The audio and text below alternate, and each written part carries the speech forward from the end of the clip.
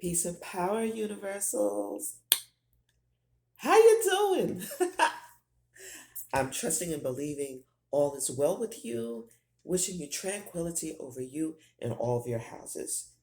We're going to do another installment this rise from The Unseen Clown, Preponderance of the Evidence. And what we're doing, I've been focusing on the very last chapter, some of my quotes, some of my sayings, thought process that have developed over life's matriculation. So I'm not quite sure where we left off, but Spirit said, continue here. That's what I'm going to do. So,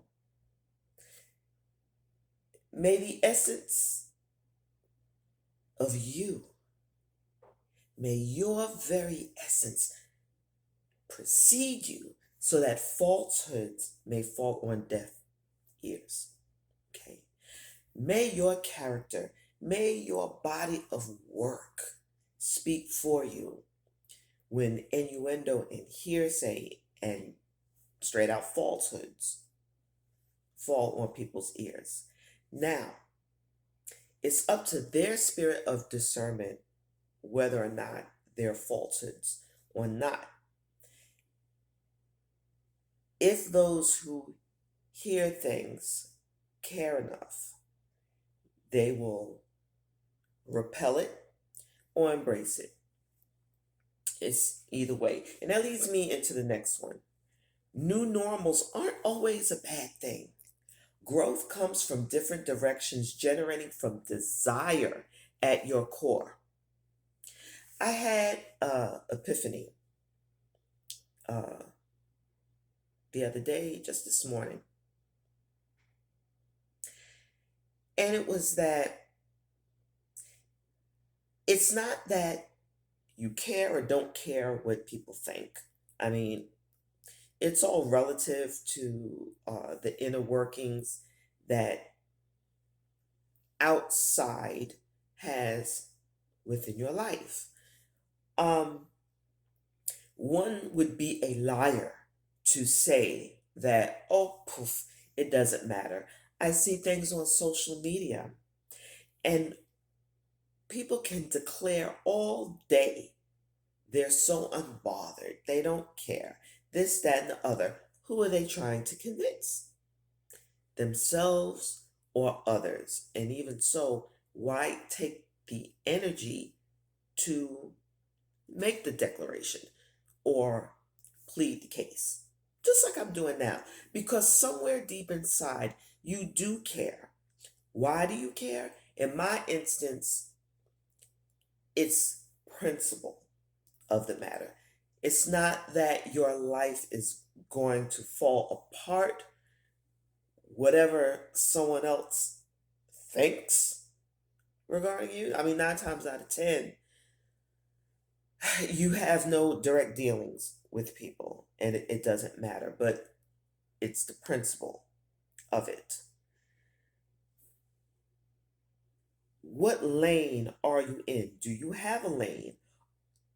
You're not putting yourself in a box. You don't try to, but somehow it always ends up that way.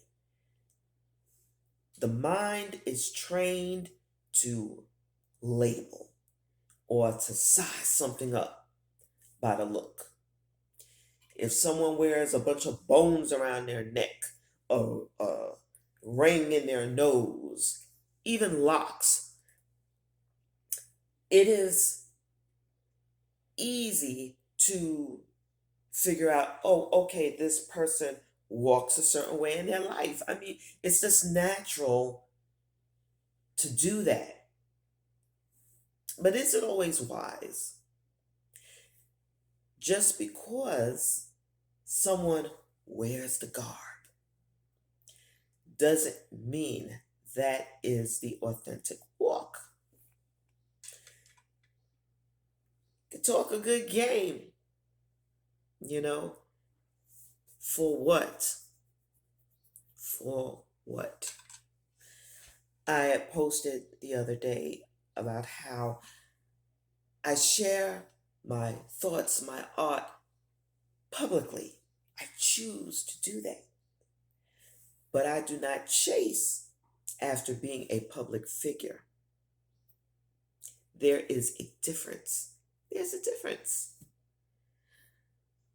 Whether it's this book, even me doing this, it took a long time, a lot of hell and heaven to get to where I'm at right now, to get back to where I'm at right now. It's a form of therapy for me, and that's why it can never be taken away. It can never be taken away because I know the why behind what I do.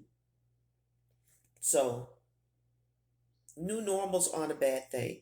When you realize, as they say, all skin folk ain't kin folk, all right?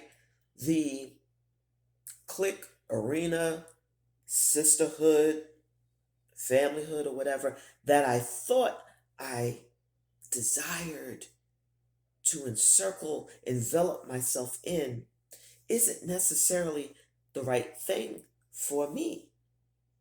No, I realize that it should always be a natural gravitation to me. It is not for me to fit in to here, there, or anywhere. As it said, be like water. That's all right. Nothing outside of you has to end up being your permanent residence. Okay? Not all huddles are meant for you. Know when to break formation, but not abandon the team. So it piggybacks off of what I was saying. Not all cliques, not all tribes are meant for you. Know when to step back, know when to fall back. But that doesn't mean that you have to abandon and all of a sudden that's your enemy. No, no. You're in, you're out. It might not be for you, or you can only, there are certain gatherings I would be a part of, and I can only deal with it for a certain amount of time. And then it drains me. I physically, mentally feel drained, and I know, okay, it's time for me to break away. That doesn't mean it was bad, but I felt the difference and I knew, okay, enough of that. So, because you choose not to stay immersed, there's no happy medium. It's an either or. Nothing is all of this or all of that. And it takes self-mastery, it takes a level of maturity on different levels to realize that and not make everything a battle. Everything doesn't have to be a war. Why are you warring all the time? Why? Oh, if we could take the time to experience life's fullness solo, to be fully emboldened within, to trust ourselves, fully functioning, unstinted minds. Trust yourself. How many missteps have we made because we didn't trust ourselves and we entrusted intricate parts to the external only to get burned? Experience the fullness of life. Realize that you could be coupled, but it truly is an individual walk that you must walk. You can't live your life codependent on fitting in. Be comfortable in your skin. Be comfortable with yourself unapologetically. And I'll stop there. That's the message. You can live unapologetically without dishonoring or disrespecting those around you. Respect is earned, respect is just flat required until otherwise. Until otherwise. And even then, think enough of yourself to walk away. Just walk away. It's as simple as that, and it is so powerful. And by no means am I saying that any affronts to you should go unchecked. I'm not saying that. Just know